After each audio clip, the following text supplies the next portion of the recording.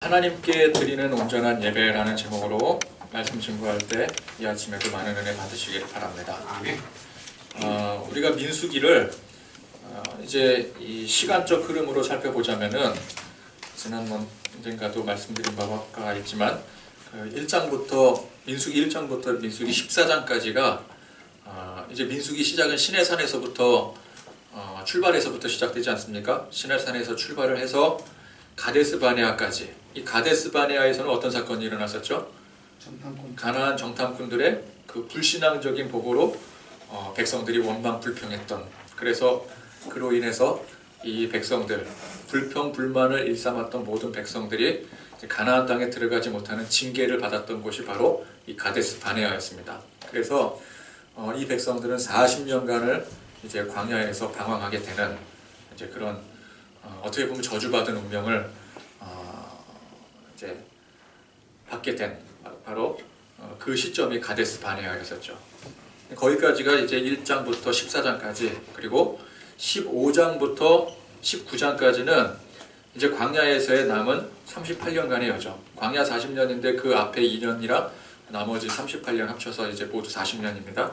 그 남은 38년의 여정과 그 여정 속에서 주셨던 말씀, 이것이 이제 15장부터 19장까지가 되겠고, 그리고 20장부터가 이제 1세대들은 38년이 다 지나 40년이 지나서 이제 어느덧 광야에서 다 죽고, 이제 광야에서 태어났던 2세대들이 이제 하나님께서 약속하셨던 약속의 땅 가나안을 향해 이제 진격해 나가는, 점령해 나가는 이야기가 이제 전체적인 이 민수기의 시간적 흐름이라고 볼 수가 있습니다. 그래서 고라당의 반역 사건과 또 하나님의 심판, 그리고 여기에 이어서 하나님께서 제사장의 규례를 말씀하고 있는 오늘 이 말씀은 이 광야 38년 그 중간에 그 어떤 시점에서 일어났던 일이라, 이제 그렇게 우리가 시간적인 흐름으로 볼 수가 있죠. 즉, 지금 오늘 이 말씀을 받는 이 대다수의 백성들은 하나님의 약속하신 그 가나안 땅을 들어가지 못하는 사람들이라는 것입니다. 그죠? 그 대상이, 오늘 말씀이 전해진 대상이 결국은 광야에서 다 죽을 사람들이라는 얘기예요. 그럼에도 불구하고 하나님께서 이 백성들에게 이 말씀을 주시는 이유가 무엇이겠습니까? 하나님께서 약속하신 이 가나안 땅도 중요하지만 더 중요한 일이 있더라는 거예요. 그것은 곧 하나님이 함께 하심입니다. 하나님이 함께 하신다면 그곳이 광야든 가나안이든 장소가 중요한 것이 아니더라는 거예요. 하나님께서 함께 하신다면 광야든 가나안이든 하나님이 함께 하신다는 그 자체가 중요한 것입니다. 가나안 땅은 이 백성들의 불순종으로 이미 물 건너 갔습니다.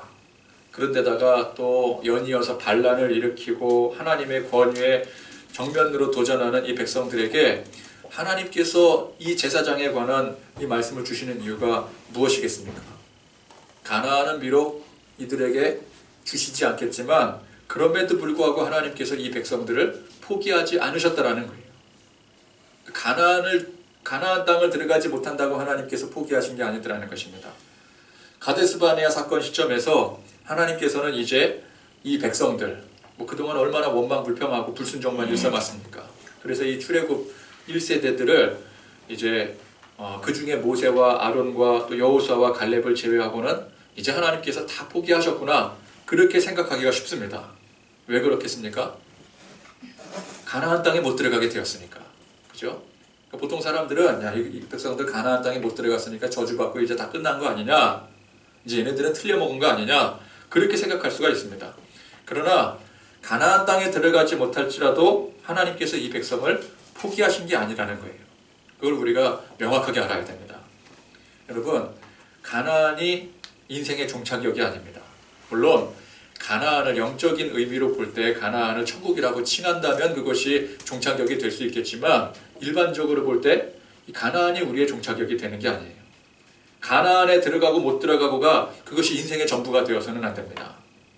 예수 믿어서 복받아 부자 되고 세상에서 성공을 이루게 되면은 그건 참 좋은 일입니다. 그 부요함과 하나님께서 주신 그 성공의 몫을, 그것을 다시 하나님 앞에 돌리고 또 하나님께서 내게 주신 그 사명을 잘 감당하기 위해서 사용한다면 하나님께서 주신 그 놀라운 축복들이, 이것이 얼마나 멋지고 근사한 일이 되겠습니까? 그 축복을 하나님을 위해서 사명 감당하고. 그러나 여러분, 그 자체가 우리 인생의 목적이 되어서는 안 된다는 거예요. 여러분, 우리 인생의 목적은, 또 우리 인생의 전부는 하나님께서 나와 함께 하시는 그 삶이 되어야 되는 것입니다. 하나님과 동행하는 것이 우리 삶의 목적이 되어야 되는 거예요. 어떤 사람은 천국 가는 게 우리 인생의 목적이지 않느냐, 그렇게 말하기도 해요. 그러나 여러분, 우리가 예수 믿었으면은 이미 우리는 천국 백성이 되어 있는 줄 믿으시기 바랍니다. 이미 된 거예요. 이미. 그죠? 이미 되었는데 그게 무슨 또 목적이 되겠어요. 그죠? 그거는 지난 시간 말씀처럼 자기 노력, 그러니까 자기 열심으로 천국을 얻으려고 하는 사람이 하는 소리입니다. 내 노력으로 천국을 획득을 해야 되기 때문에 그 사람에게 있어서는 천국이 인생의 목적지가 될 수가 있어요. 그죠? 그러나 우리가 이미 예수 믿음으로 천국 백성이 되었습니다. 구원의 확신이 있습니다. 그래서 이 구원의 확신이 있는 사람에게는 천국은 더 이상 우리의 목적이 아니에요. 이미 이루어진 것은 목적이 아닙니다. 그죠? 우리는 이미 천국 백성이 되었고 구원받은 하나님의 백성으로서 하나님께서 우리를 순도 100%의 의인으로 인정을 해주셨습니다. 그러나 그렇게 인정을 해주셨을 뿐 하나님께서 우리를 인정해 주신 것이지 우리가 100% 완전한 사람이 된 것은 아니에요. 그죠? 하나님이 인정해 주셨다라는 거예요. 그러니까 우리는 여전히 연약하고 죄짓고 방황을 하게 됩니다. 그래서 우리 인생의 목적은 그런 연약함 또 죄악 속에서 그러나 그 가운데 하나님과 동행하고 은혜 받고 하나님 앞에 감사하는 생활하는 것. 이것이 우리 인생의 목적이 되어야 되는 거예요. 그러니까 이것을 설명하는 중요한 두 단어가 있습니다. 이미 그리고 아직. 이미가 영어로 뭡니까? already 그리고 아직 not yet. 그러니까 이 두 단어 already, not yet 이 단어가 굉장히 중요한 단어예요. 이미와 아직. 이미 우리는 무엇이 되었다고요? 천국 백성이 되었습니다. 그러나 아직 어떻다고요? 천국 백성에 합당한 그런 완벽한 모습이 아니더라는 거예요. 그렇기 때문에 우리는 이미 천국 백성의 결과를 얻게 되었지만 그 결과에 합당한 사람이 될 수 있도록 늘 항상 하나님과 동행하는 삶. 그래서 이미와 아직, already, not yet 이 두 가지 인생이 되어야 되는 거예요. 그러니까 not yet은 뭐예요? 우리가 천국 백성에 합당한 천국에 들어갈 수 있는 사람으로 훈련받고 연습해야 된다. 그래서 우리 인생을 뭐라 그래요? 제가 누차 강조드리는 말씀이 무엇입니까? 천국의 예행 연습이다. 우리 삶은 천국의 예행 연습이다. 가나안에 들어가면 좋겠지만 여러분 가나안에 못 들어갈 수도 있습니다. 들어가지 못했다고 해서 인생 포기해서는 안 되는 거예요. 가나안에 못 들어간 사람 부류들이 여러 부류가 있습니다. 불순종해서 못 들어간 사람이 있고 순종 잘했는데도 못 들어간 사람들이 있어요. 대표적인 사람 누구예요? 모세. 모세는 순종을 잘했는데도 불구하고 못 들어갔어요. 그러니까 가나안에 들어가고 못 들어가고가 중요한 게 아니에요. 가나안에 못 들어간다고 해서 하나님께서 버리시는 것이 아닙니다. 여전히 하나님께서는 이 백성들에게 말씀을 내려주시고 말씀을 내려주신다는 게 뭐예요? 하나님은 하나님의 백성들에게 말씀을 내려주십니다. 이방인들에게 말씀을 내려주시는 법이 없어요. 때로는 잘못했을 때 호되게 야단치시기도 합니다. 우리 지난 시간에 하나님께서 얼마나 많은 백성들을 아주 호되게 심판을 하셨습니까? 하나님 때로는 야단도 치셔요. 어느 부모가 남의 자식을 호되게 야단을 치겠습니까? 다 내 자식이니까 야단도 치는 거예요. 그래서 우리는 우리의 삶이 가나안이든 광야든 간에 하나님께서 언제나 나와 함께 하시고 그 하나님과 늘 동행하며 감사하는 삶을 살아가는 것이 그것이 우리 인생의 최고의 목적이 되어야 되는 것입니다. 그래서 웨스트민스터 신앙고백 제일 첫 번째 뭐라고 합니까? 하나님을 영화롭게 하고 그를 영원토록 즐거워하는 것. 이쯤 되면은 제 설교에 레파토리를 여러분들이 아셔야 돼요. already, not yet 이것도 얼마나 많이 설명했는지 모릅니다. 적어도 영어 잘 몰라도 이 두 단어는 반드시 기억을 해야 되고요. 이 웨스트민스터 신앙고백 이거 벌써 제가 100번을 했을걸요? 그죠? 하나님을 영화롭게 하고 그를 영원토록 즐거워하는 것. 또 제가 계속해서 강조하고 천국의 예행 연습. 물어보면 맨날 몰라요. 이 정도는 우리가 이제 꿰뚫어야 돼. 아, 목사님 벌써 몇십 번을 얘기를 하신 건데. 그죠? 웨스트민스터 신앙고백 제1번 뭐라고요? 하나님을 영화롭게 하고 그를 영원토록 즐거워하는 것. 이게 얼마나 중요하면 제1번이겠습니까? 그러니까 우리가 하나님을 영화롭게 하고 그로 인해 즐거워하는 것은 가나안에 들어가야지만 할 수 있는 게 아니에요. 광야에서든 어디서든 할 수 있는 것입니다. 일이 잘 풀려서 우리 삶에 문제가 없을 때도 하나님을 영화롭게 하고 그를 영원토록 즐거워할 수 있겠지만 우리 인생에 문제가 많을 때, 일이 잘 풀리지 않을 때도 우리가 하나님 바라보면서 예배하고 기뻐하고 감사할 수 있는 것입니다. 여러분, 우리 인생의 최고의 목적, 즉 하나님을 영화롭게 하고 그를 영원토록 즐거워하는 그 행위가 한마디로 무엇이겠습니까? 이게 예배예요. 예배. 예배가 뭐라고요? 하나님을 영화롭게 하고 그를 영원토록 즐거워하는 것. 하나님께서 오늘 이 가나안 땅에 들어가지도 못하고 여전히 불순종만 일삼고 반란만 일삼는 이 백성들을 앉혀놓고 이 제사장의 규례를 설명하는 이 내용이 무엇이겠습니까? 이게 예배에 대한 내용을 설명하는 거예요. 예배가 무엇입니까? 예배는 누구에게 드립니까? 예배는 오직 하나님 앞에 드리는 거예요. 그 대상이 하나님이에요. 그러니까 하나님께서 예배에 대해서 말씀하고 계시다는 것은 너희들 내 백성이라고 인정해 주시는 것입니다. 하나님의 백성만 하나님 앞에 예배 드릴 수 있는 거예요. 예배, 하나님을 만나고 그분을 경외하고 섬기고. 근데 거기서 끝나는 것이 아니라 하나님께서 우리에게 주시는 것을 받아 누리는. 그 무슨 관계라 그래요? give and take. 주고받는 관계. 주고받는 관계. 이 주고받는 게 뭐예요? 이것이 진정한 만남이요 교제인 것입니다. 즉 예배는 하나님과 나와의 만남과 교제의 관계인 거예요. 그래서 예배는 꼭 정해진 장소, 정해진 시간에 드리는 것만이 예배가 아닙니다. 우리가 어디 있든 간에 어느 곳에 있든지 간에 하나님과 동행하고 있고 만나고 교제하고 있다면 그곳이 바로 예배의 장소이고 예배 시간인 거예요. 사랑하는 남자와 여자가 만나서 교제하는 것을 데이트라고 합니다. 여러분, 데이트 장소 따로 정해져 있습니까? 데이트 시간은 따로 정해져 있나요? 물론 데이트를 하기에 가장 핫한 장소는 있을 수 있습니다. 그러나 그냥 사랑하는 남자와 여자가 만나서 같이 시간을 보내면 그곳이 바로 데이트 장소요. 그 시간이 데이트 시간이 되는 거예요.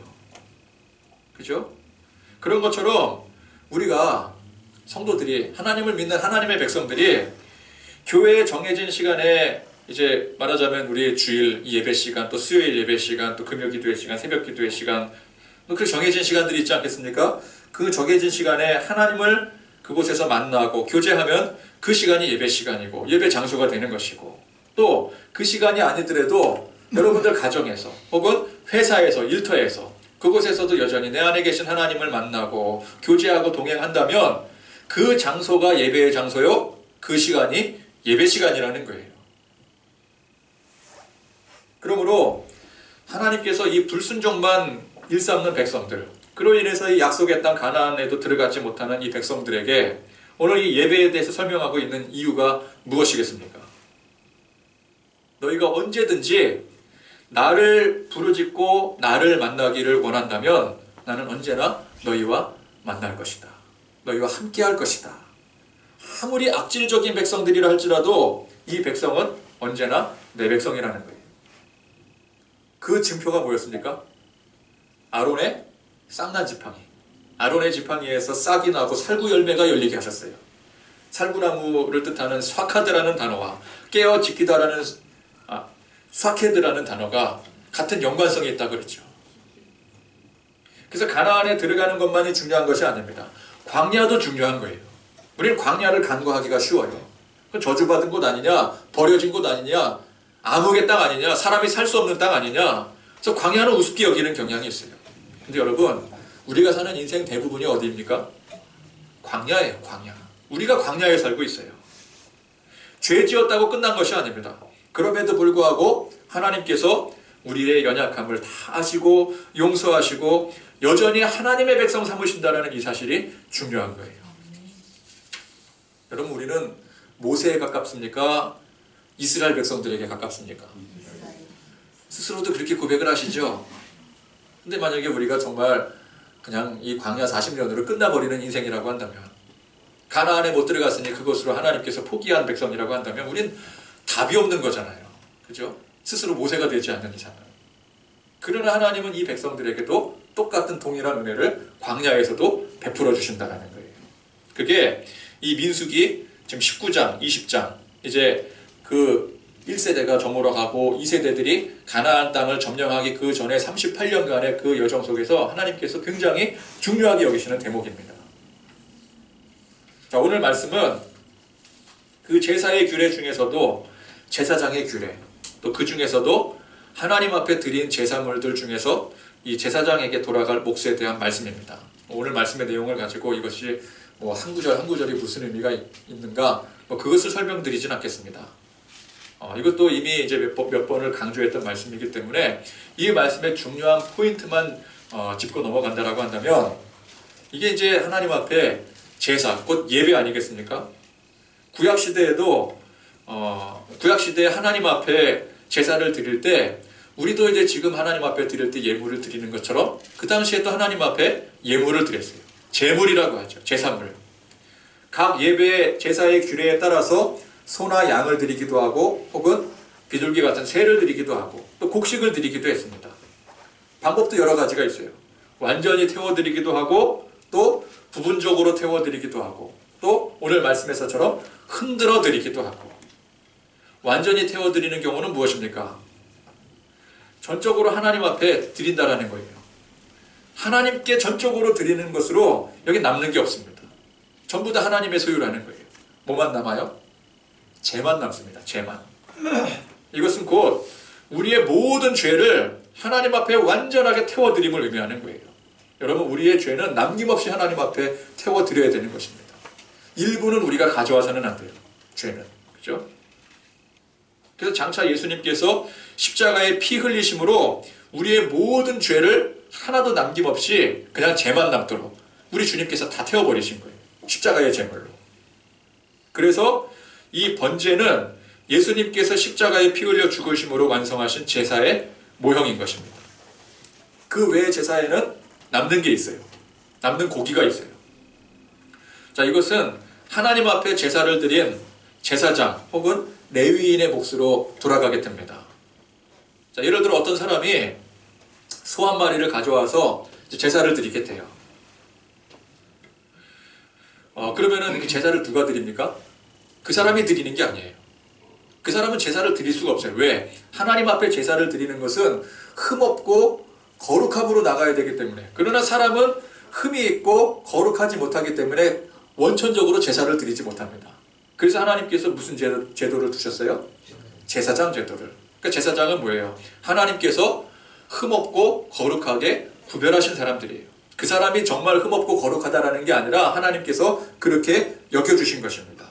그래서 하나님께서 거룩하게 구별하신 제사장이 그 사람을 대신해서 제사를 드리는 거예요. 그리고 남은 이제 제사를 드리고 남은 것들은 누구의 몫이라고요? 그 사람이 가져왔기 때문에 그 사람에게 몫이 돌아가는 것이 아니라 제사를 드린 제사장에게 돌아가는 것입니다. 그런데 이 제사는 누가 드린 것과 같다고요? 그 사람이 드린 것과 같은 거예요. 자기가 드리지는 못해요. 왜? 흠이 있고 죄가 있기 때문에. 모든 사람은 다 흠이 있고 죄가 있기 때문에. 그래서 누가 대신 드렸어요? 제사장이 대신 드렸어요. 근데 누가 드린 거라고요? 사실은 내가 드린 거예요. 그와 마찬가지로 흠없고 죄 없으신 예수님께서 우리를 대신해서 희생을 하셨습니다. 예수님의 그 십자가의 희생이 곧 나의 희생이 되는 거예요. 그래서 어쨌건 간에 제사장에게 그 몫이 돌아갔지만 그 의미는 뭐예요? 그 제물을 바친 그 사람에게 돌아가는 것과 같은 거예요. 무슨 말인지 아시겠습니까? 근데 사실 누가 가져갔어요? 제사장이 가져갔어요. 그 사람은 그냥 바치고 끝나는 거예요. 그래도 하나님께서 나의 이 예배를 받아주시고 또 나에게 돌려주셨구나, 그렇게 고백해야 되는 거예요. 근데 오늘 말씀 쭉 보면은 먹는 이야기 나오지 않습니까? 계속해서 뭐 고기를 먹고 흔들어 먹고 흔들어 먹고, 좀 말하니까 좀 이상하네요. 예? 근데 오늘 보니까 더 흔들잖아요, 그죠? 그러니까 하나님 앞에 드리고 남은 거 우리 둘러 앉아서 먹자, 그 얘기 아닌가? 그러기도 쉽지만, 그러나 이 말씀은 그냥 먹는 음식 얘기가 아닙니다. 예배를 명확하게 설명하는 말씀이에요. 하나님 앞에 제물을 드리고 그 제물을 하나님께서 기뻐 받으시고 그 남은 것을 다시 제사장이 받고, 근데 이게 그냥 제사장이 받는 것으로 끝난다면은 그 예배를 드린 사람은 우리가 뭐가 남느냐 그렇게 말할 수 있겠잖아요. 근데 아까 뭐라 그랬어요? 그것을 원래 드린 사람이 받는 것과 같다고 했습니다. 그러니까 하나님 앞에 드리고 하나님이 받으시고 또 우리도 받고, 이게 바로 우리의 예배 행위라는 거예요. 우리도 하나님 앞에 나와서 무엇을 드립니까? 마음을 드리고 시간을 드리고 물질을 드리고 우리의 정성을 드리고, 그 하나님이 우리의 예배를 받으시는 거예요. 여러분 믿으십니까? 아멘. 하나님이 우리의 모든 것을 받으십니다. 시간의 헌신을 받으시고 우리 육체의 헌신을 받으시고 물질의 헌신을 받으시는 거예요. 마음의 헌신을 받으시는 거예요. 그리고 하나님께서 그걸 받으시고 야 좋다, 너희들이 나를 이렇게 공경해 주는구나, 그리고 입을 싹 닦으시는 것이 아니라 받으신 그 은혜대로, 받으신 그대로 우리에게 은혜를 베풀어 주시고 기쁨을 주시고 축복을 내려주시는 거예요. 그래서 예배는 이 두 요소가 가장 중요한 것입니다. 드리고 받고, give and take. 앞서 말씀드린 웨스트민스터 신앙 고백, 하나님을 영화롭게 하고 그를 영원토록 즐거워하는 거, 이게 뭐예요? 드리고 받고예요. 하나님을 영화롭게 하고 우리도 즐거워하고. 여러분 우리가 이 전능하신 하나님과 주고받는 관계라는 거예요. 주고받는 관계. 이게 얼마나 근사한 일입니까? 주고받는다라는 것은 어떤 관계입니까? 친구 관계, 대등한 관계예요. 물론 종이 주인에게 무언가를 드릴 때 주인이 종에게 그에 상응하는 대가를 줄 수가 있습니다. 그러나 그것은 순전히 주인의 마음이에요. 갑과 을이 정해져 있어요. 그죠? 갑이 누구예요? 당연히 주인이 갑이죠. 안 줄 수도 있습니다. 갑이 횡포를 부릴 수도 있어요. 근데 그것을 횡포라고 말할 수가 없어요. 주인이 종에게 아무것도 안 준다고 그걸 횡포라고 말할 수 없는 거예요. 누가 뭐라 그럴 사람 아무도 없습니다. 그러나 우리 하나님은 우리가 하나님 앞에 드릴 때 주실 수도 있고 안 주실 수도 있고 그런 분이 아니세요. 하나님은 반드시 우리에게 주십니다. 우리가 드리지 않아도 하나님께서 우리에게 베풀어 주셔요. 그러니까 우리가 드리는 것보다 훨씬 이상으로 하나님 우리에게 베풀어 주시는 분이십니다. 언제나 베풀어 주세요. 그러므로 하나님과 우리의 예배 관계는 이 예배 관계만큼은 대등한 관계라는 거예요. 이게 우리가 하나님을 대등하게 여기서는 안 됩니다. 제가 지난 수요 예배 때 우리가 하나님 앞에 무슨 정신으로 나가자고 수요 예배 참석하신 분들, 무슨 정신으로 나가자 그랬어요? 사무라이 정신. 사무라이는 어떤 사람들입니까? 자기 주군을 위해서 배까지 가르는 사람이에요. 우리가 그 정신으로 하나님 앞에 나가야 돼요. 그런데 우리가 그 정도로 하나님 앞에 나가는데 하나님은 우리를 어떤 관계로 여기신다고요? 대등한 관계로 여기신다는 거예요. 그러니까 이게 얼마나 자랑스러운 일입니다. 이게 얼마나 감격스러운 일이에요. 우리는 하나님 앞에 정말 종된 자세로, 사무라이 같은 자세로 배를 갈라서라도 하나님 앞에 나아가는 그런 자세로 나가는데 하나님은 그런 우리를 대등한 관계로 여겨주시는 거예요. 우리가 드리는 것은 당연합니다. 근데 하나님께서 받으시기만 해주시는 것이 아니라 우리에게 베풀어 주시는 거예요. 무한히 베풀어 주시는 거예요. 어떤 사람 보니까 뭐 어디서 뭐 연예인 만나서 우연히 만났겠죠. 뭐 어디서 공항 같은 데서 만났든지. 그래서 이제 사인 한 장 받아왔다고 그거를 뭐 감격해하면서 자랑을 하더라고요. 뭐 코팅해가지고 액자에 넣어가지고 뭐 집에다 걸어놓기도 하고. 저는 집에 그 이영표 선수 아시죠? 이영표 선수가 가지고 있었던 티셔츠 한 장 받은 적이 있습니다. 이영표가 직접 준 건 아니고 이영표 어머님이 주셨어요. 근데 그 어머님이 워낙 연세가 많으셔가지고 뭐가 좋은지 모르고 그냥 아무거나 있는 거 주신 거거든요. 하필 주신 게 브랜드도 없고 어디서 후원 들어온 거 입지도 않는 거 그냥 구석에 처박아둔 그거 하나 주셨는데 그거 좋지도 않고 후줄그레한 티셔츠 그 벌써 지금 한 몇 년, 거의 10년 됐을 거예요. 10년. 근데 그거를 저는 아직도 가지고 있어요. 아마 저는 평생 그걸 못 버릴 겁니다. 이영표가 이영표가 입던 티셔츠다 뭐 이러면서 이영표 입지도 않았는데. 근데 하물며 전능하신 하나님께서 우리를 주거니 받거니 하는 관계로 여기시니, 그죠? 이 자체가 그냥 감사한 거예요. 우리는 뭐 이렇게 연예인이 뭐 하나 뭐 던져줬다 해도 뭐 그거 가지고 뭐 연예인들 그 뭐 이렇게 여러분 그 뭐야 뭐 바자회 같은 거 할 때 뭐 물건 내는지 아십니까? 자기가 쓰던 거. 근데 그게 어마 애장품이라는데 그게 무슨 애장품이야? 자기가 그냥 쓰던 거 그냥 갖고 내는 거죠. 근데 그거 가지고 뭐 팬들은 뭐 그걸 애장품이라고 뭐 값도 매길 수 없대요. 근데 하나님이 우리를 그런 관계로 여겨주시는데 그걸 우리가 자랑스러워해야 되는 거예요. 하나님이 나를 그렇게 여겨주신다. 애장품 정도가 아닙니다. 하나님은 우리에게 무한한 것들을 베풀어 주세요. 그러니까 그 자체가 그냥 감사한 거예요. 감격스러운 거예요.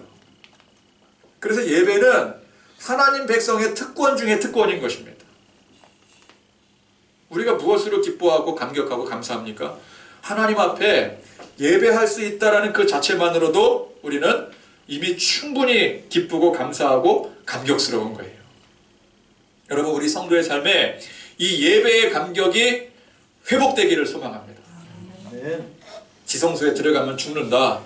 뭐 제사장 외에 그 어느 누구도 제사의 행위를 할 수 없는 거 아니냐? 그 제사장들만의 전유물 아니냐? 독단적인 그 권력 독점 행위 아니냐? 여기에 집중을 하다 보면은 하나님 앞에 나가는데 경직부터 되는 거예요. 죽을 수도 있는데 경직이 되지 않겠습니까? 그 나아갈 수가 없는 거예요. 어차피 우리는 못하는 행위인데 우리가 뭐하러 하는 거야? 그 생각이 먼저 드는 거예요. 그러나 제사의 본질적인 의미는 죄사함입니다. 죄사함. 우리 죄로 인해서 하나님 앞에 내가 나아갈 수 없었던 것을 거룩하게 구별하신 제사장과 또 제물을 통해서 우리가 하나님 앞에 나아갈 수 있는 통로를 마련해 놓으신 거예요. 그래서 제사의 진정한 의미는 죽음과 저주가 아닙니다.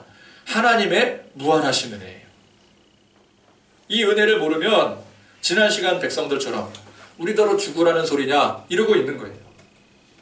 오늘 우리가 예배 가운데 하나님 만나고 교제하는 그 기쁨이 없다면, 그 기대감이 없다면 우리도 마찬가지입니다. 하나님 앞에 경직된 모습으로 나가게 되는 거예요. 하나님의 그 깊은 은혜를 깨닫지 못하고 관계가 깨어져 버린 이스라엘 백성들과 같은 거예요.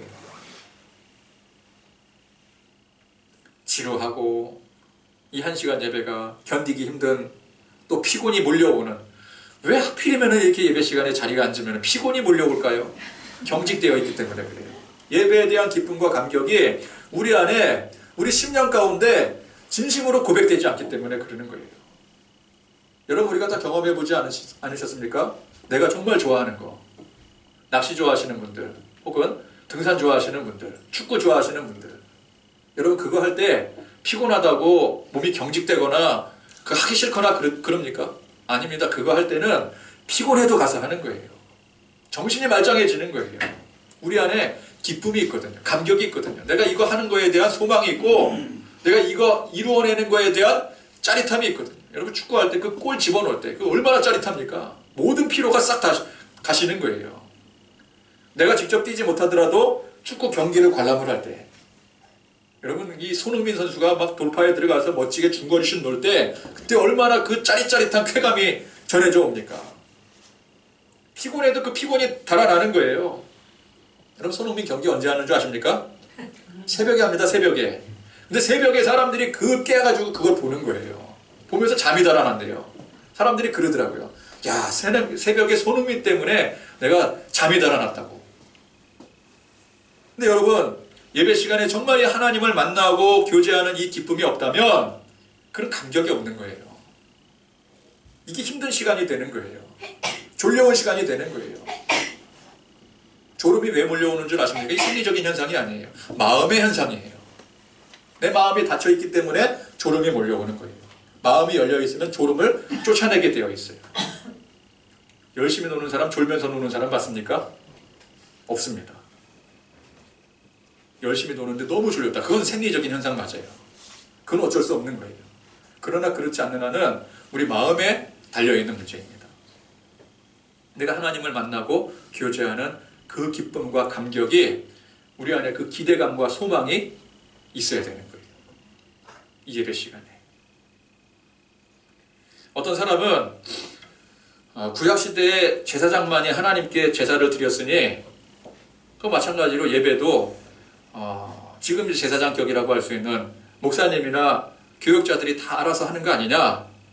그래서 예배에 대해서 방관하는 사람들이 있습니다. 그래서 잘못된 용어 중에 예배 본다라는 말이 있습니다. 옛날 교회 어르신들 중에 그 예배 본다, 예배 보러 간다 그런 표현을 쓰시는 분들이 많이 있었어요. 근데 여러분 이것은 잘못된 표현입니다. 이거는 이스라엘 백성들의 표현이에요. 이스라엘 백성들은 어떻습니까? 야, 그거 우리가 하지도 못하는 거. 그 제사장한테 다 갖다 주면 우리가 먹는 것도 아니고 제사장이 다 먹는 거 아니냐? 그래서 이 사람들은 하나님 앞에 제사 드리는 걸 어떻게 해요? 구경하는 거예요. 팔짱 끼고 구경하는 거예요. 어차피 내가 할 수도 없는 거, 내가 들어가면 죽는 거, 우리한테 얻어지는 것도 없는데 제사장이 알아서 다 하는 거 팔짱 끼고 구경하는 거, 하라니까 하는 거예요. 뭐 하라니까 해야지 뭐 어떻게 하겠어. 그러면서 구경하는 거예요. 근데 여러분 이 구약의 제사도 진정한 의미가 뭐라고요? 나 대신에 하나님께서 구별하신 제사장이 대신해서 제사를 드리는 거예요. 내가 드려야 되는데 제사장이 대신해서 드려주는 거예요. 그것은 곧 내가 드리는 것과 같은 것입니다. 그러므로 제사장이 제사를 드릴 때 나는 그 성소에 들어갈 수 없어서 성소 밖에 있지만 마치 내가 들어가서 거룩하신 하나님을 만나고 그 하나님 앞에 정성껏 제사를 드리는 것과 같은 마음으로 밖에서 하나님을 바라봐야 되는 거예요. 진정한 백성이라면. 근데 이스라엘 백성들 그렇게 드렸을까요? 그러지 않았겠죠. 그러니까 원망과 불순종 일삼았겠죠. 예수님께서 십자가에 달려 돌아가실 때 성소의 휘장이 찢어졌습니다. 무슨 의미입니까? 성소와 지성소를 가로막았던 그 휘장이 찢어짐으로 이 휘장의 역할은 뭐예요? 막는 역할이었습니다. 근데 그 막는 그 막이 찢어진 거예요. 이제 더 이상 막힘이 없다는 뜻입니다. 그래서 이제 모든 사람들이 제사장뿐만 아니라 그 전에는 제사장의 대표로 들어갈 수밖에 없었지만 이제 예수님의 이 보혈의 공로로 인해서 제사장 대표 필요 없어요. 모든 사람들이 다 그 지성소로 마음껏 드나들 수 있게 된 거예요. 그 의미였어요. 이제 제사장이 우리를 대신해서 하나님 앞에 나가는 것이 아니라 우리가 직접 하나님 앞에 나아가 하나님과 직접적인 관계를 맺고 예배할 수 있게 된 것입니다. 물론 이 예배에 어떤 특성상 대표로 목사가 나와서 설교를 하고 또 누군가가 나와서 기도를 하고 또 각자 순서를 맡아서 대표로 순서를 맡은 사람들이 있지만 우리 모두가 다 예배자라는 거예요. 우리 모두가 다 목사요, 장로요, 대표 기도자요, 찬양하는 사람들이라는 것입니다. 그래서 예배는 목사님이나 교육자들이나 관계자들만이 준비해서 드리고 나머지는 앉아서 구경만 하는 것이 아닙니다. 우리 한 사람 한 사람이 예배자들인 거예요. 각자의 몫이 있는 것입니다. 설교는 물론 목사인 제가 준비해서 선포를 하지만 열심히 경청하는 건 누구 몫이에요? 그건 내 몫인 거예요. 여러분들 몫인 거예요. 여러분 설교하는 것도 큰일이지만 여러분 설교하는 거 큰일이게요? 작은 일이게요? 이거 쉬운 일이게요? 어려운 일이게요? 이거 쉽지 않은 일입니다. 항상 고민을 해요. 매주마다 고민을 해요. 속이 쓰릴 정도로 고민을 해요. 근데 이 설교하는 것도 선포하는 것도 중요하지만 그거 경청하는 것도 굉장히 큰 일이에요. 여러분이 경청하는 게 얼마나 큰 일인지 모릅니다. 설교자는요 앞에서 설교를 하면서 아무래도 인간적인 마음이 들 수밖에 없어요. 그러다 보면은 경청하는 사람들이 보일 때 설교가 잘 돼요. 근데 경청을 하지 않으면은 목사도 당황을 하게 돼요. 내가 이거 잘못하는 거 아닌가? 내가 이거 실수하는 거 아닌가? 내가 이렇게 아무리 설교를 준비를 해서 선포를 해도 성도들이 은혜를 못 받으면 어떤가? 근데 성도들이 앉아서 설교 말씀을 듣고 경청을 하고 은혜를 받잖아요. 그게 굉장히 큰 일이에요. 여러분 설교를 아무리 잘 준비를 해서 선포를 해도 은혜 못 받는 사람들 수두룩합니다.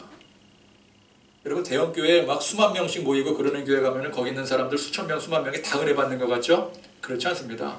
거의 대부분 졸고 앉아 있어요. 거의 대부분 핸드폰 보고 앉아 있어요. 여러분 앉아서 경청만 하는 것도 대단한 일이에요. 여러분 다 대단한 일 하고 계시는 것입니다. 대단한 일 하시는 거예요. 설교하는 것만큼 힘든 게 경청하는 일이에요. 제가 아까도 뭐 졸음 얘기하고 뭐 딴 생각 드는 거 뭐 예배 시간에 우리가 하나님 앞에 집중하지 못하는 거 얘기를 했지만 그렇게 하나님 앞에 매 예배 때마다 매 순간 예배 때마다 하나님을 만나고 교제하고 기쁨을 누리고 감격하는 이게 쉬운 일이 아니거든요. 그죠? 그러니까 여러분, 예배는 우리 한 사람 한 사람이 다 각자 분량이 있는 거예요. 내가 예배자예요. 내가 제사장이라는 거예요. 만인 제사장. 그죠? 만인 제사장. 그러니까 함께 찬양하고, 함께 기도하고, 또 말씀 듣고, 또 묵상하고, 섬기고. 그래서 우리의 예배는 보는 것이 아니라 하는 것입니다. 통상 드리는 것이라고 해요. 근데 드리는 것도 드리고 나면 받는 게 있어야 되잖아요. 받는 게 있는 거잖아요. 그래서 어떤 분은 그러더라고요. 드리는 것도 잘못된 표현이다. 예배는 하는 것이다. 근데 이제 우리가 통상적으로 드린다라는 표현에 드리고 받고 이게 단지 포함이 되는 거죠. 그래서 오늘 말씀의 중요한 두 가지 포인트, 드리고 받고. 우리 각자 하나님 앞에 준비된 예배자로서 온전한 예배 드리시기를 바랍니다. 예배 순서를 맡아서 직접 주관하는 것도 있지만 그렇지 않더라도 우리의 마음 자세가 하나님을 향한 항상 이 준비된 자세로 하나님 앞에 예배에 임할 때 그것이 곧 드리는 거예요. 우리가 무엇을 드리겠습니까? 재물, 물질 드리는 것만 드리는 게 아니라 하나님 앞에 내가 예배하기를 원합니다. 이 시간 하나님 내게 은혜를 주시기를 원합니다. 그 소망을 가지고 예배 자리에 임하는 것. 이것이 드리는 거예요. 분명한 사실은 여러분, 교회는 이 예배만 제대로 잘 드리면은 하나님께서 우리의 뭘 받으셔요? 예배를 받으시는 거예요. 예배 받으시는 거예요. 하나님께서 예배 받으시고 하나님께서 기뻐하심으로 그것으로 이미 된 줄로 믿으시기 바랍니다. 다른 거 다 못해도 예배 하나 잘하면 되는 거예요. 그게 사실은 교회 전부예요. 여러분, 교회 뭐하러 모입니까? 예배하러 모이는 거예요. 다른 거 하려고 모이는 거 아니에요. 다른 거 하려면 다른 모임 가지면 돼요. 다른 거 하려면 다른 친목 모임이라든지 다른 뭐 여러 가지 모임들 많이 있습니다. 교회는 모이는 이유가 오직 한 가지예요. 하나님을 예배하기 위해서, 하나님을 영화롭게 하기 위해서. 그래서 출애굽기부터 뭐 레위기, 민수기, 신명기에 걸쳐서 지속적으로 강조하는 것이 제사의 규례 아니겠습니까? 제사장의 규례 아니겠습니까? 그러니까 하나님의 백성은 그게 전부라는 거예요. 사실 광야에 살면서 중요한 게 뭐예요? 전쟁하는 법, 또 뭐 백성들 어떻게 조직하는 방법, 뭐 거기서 살아남는 방법, 뭐 농사 짓는 방법이라든지 광야에서 뭐 농사 지을 수도 있겠죠. 뭐 그런 것들 여러 가지. 이 백성들을 다스리려면 얼마나 많은 일들이 있겠습니까? 근데 성경에서 하나같이 강조하는 게 뭐예요? 그런 거 하나도 강조하지 않고 오직 제사의 규례. 계속해서 강조하고 반복하고 또 반복하는 게 제사의 규례, 제사장의 규례, 율법. 그게 전부라는 거예요. 그게 제일 중요하더라는 거예요. 저에게는 교회를 향한 소망이 있습니다. 그것은 우리 주께로 교회를 가면은 여기 예배에 감격이 있고 회복이 있고 소망이 있다라고 고백하는 거예요. 우리부터 그 고백이 있어야 됩니다. 우리 예배에 이 소망이 있다. 감격이 있다. 교회들이 각자 교회를 자랑할 때 내세우는 특징들이 있습니다. 어떤 교회는 성도수를 자랑합니다. 대놓고 성도수 자랑하는 교회들이 있어요. 또 어떤 교회는 건물을 자랑하기도 합니다. 이 건물이 어떻게 지어진 건물인 줄 알아? 참 안타까운 것은 우리 장로교 합동 측의 대표적인 교회가 원래는 예배를 자랑하던 교회였어요. 그런데 지금은 건물을 자랑하는 교회로 바뀌어버렸어요. 또 어떤 교회는 교회 안에 카페를 자랑하는 교회도 있더라고요. 우리 교회 카페를 굉장히 멋지게 만들어놨는데, 그래서 이제 그 교회 하면은 그 교회 시그니처 하면은 카페예요. 카페.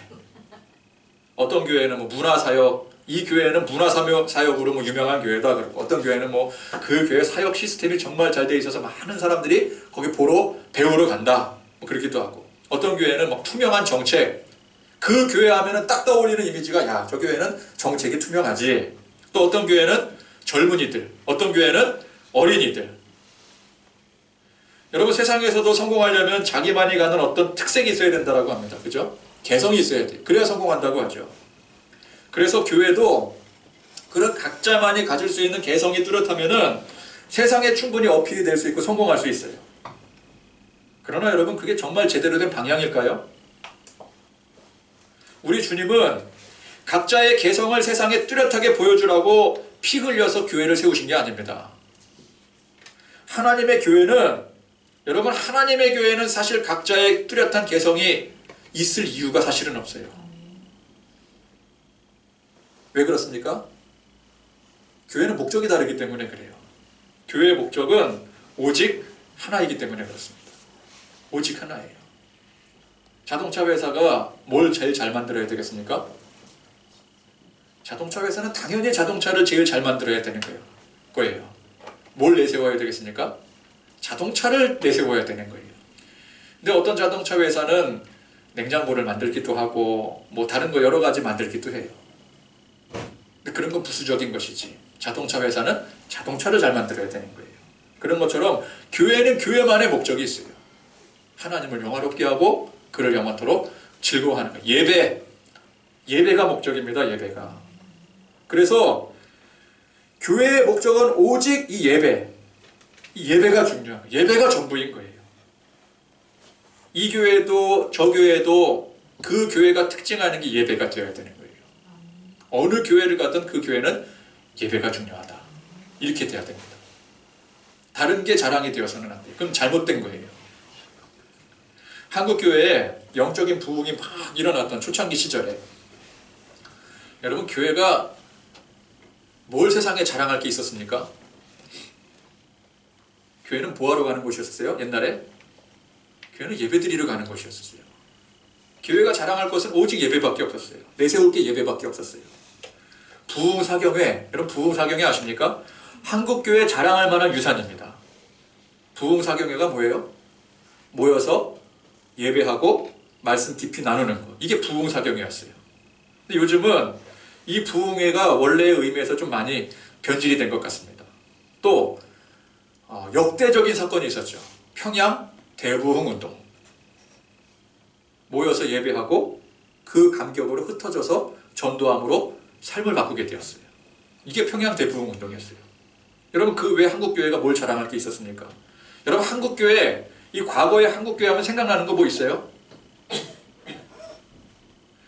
일본 교회를 연구한 사람들이 그렇습니다. 일본이 전후 이제 막 교회들이 막 일어나기 시작할 때 일본 교회를 특징 짓는 요소가 있었대요. 포크 댄스래요. 교회에서 사람들 모아놓고 포크 댄스 가르쳤대요. 그래서 그 당시 일본 교회는 특징이 교회 가면 포크 댄스 가르친다. 그래서 어떻게 됐어요? 다 망했어요. 다 망했어요. 근데 한국 교회는 어떻습니까? 기억나는 거 있습니까? 오직 기억나는 건 예배드리고 기도하는 거. 그거밖에 없었어요. 그러다가 점점 교회가 어떻게 이름을 날리기 시작해요? 몇만 명이 모이더라. 어떤 건물이 생기더라. 그래서 한국교회 얘기할, 요즘에 한국교회 얘기할 때 뭐라 그럽니까? 전 세계적으로 뭐 10대 교회 하면은 그 무슨 교회라 그래요? 무슨 10대 교회라 그러는지 무슨 교회라 그러는지 뭐 전 세계에 뭐 1만 명 이상 교회가 뭐 몇 개가 뭐 한국 교회에 있대더라. 뭐 건물이 어떤 사이즈의 규모의 교회가 뭐 한국 교회 몇 개가 있대더라. 교회를 대표하는 이미지가 변질이 되는 거예요. 요즘에는 뭐 교회들이 뭐 여러 가지 특색이 있지 않습니까? 아까 말씀드렸던 것처럼 뭐가 기준이 되는, 뭐가 목적이 되는 교회, 뭐가 뭐 중심이 되는 교회, 뭐 어느 교회는 뭐가 뭐 잘하더라, 어느 교회는 뭐가 뭐 특별하대더라. 옛날에 그런 거 없었어요. 옛날에 교회 하면은 무조건 예배 드리는 곳이었어요. 기도하는 곳이었어요. 그런데 어느 때부턴가 예배가 아닌 다른 것들, 성도수라든지 건물이라든지 시스템을 자랑하기 시작하더니 지금 이 시대가 된 거예요. 교회 위기라고 불려지는 시대가 된 거예요. 여러분, 예배가 소망입니다. 예배가 살아나야 됩니다. 우리가 하나님 앞에 온전한 예배 드려야 됩니다. 우리가 마음으로 예배를 향한 소망을 품고 준비하고 하나님 앞에 그렇게 간절한 마음으로 예배 드리면 하나님께서 우리의 예배를 기쁘게 받아주시는 줄 믿으시기 바랍니다. 그 규모와 상관없어요. 사람 수와 상관없어요. 내 마음이 중요한 거예요. 내 마음이 하나님을 향해서 온전히 고백이 되어질 때 하나님 그 마음을 받으시는 거예요. 그러면 그 다음은 공식과도 같습니다. 우리 안에 참된 기쁨과 감격과 영광이 회복이 되어지는 것입니다. 하나님만 기뻐하시는 것이 아니라 하나님께서 우리에게 무한히 베풀어 주심으로 우리 안에 세상 어느 곳에서도 누릴 수 없는 감격과 기쁨이 고백이 되어지는 것입니다. 그래서 여러분 우리가 하나님 앞에 그저 하나님 앞에 영광 돌리는 거예요. 감사하는 거예요.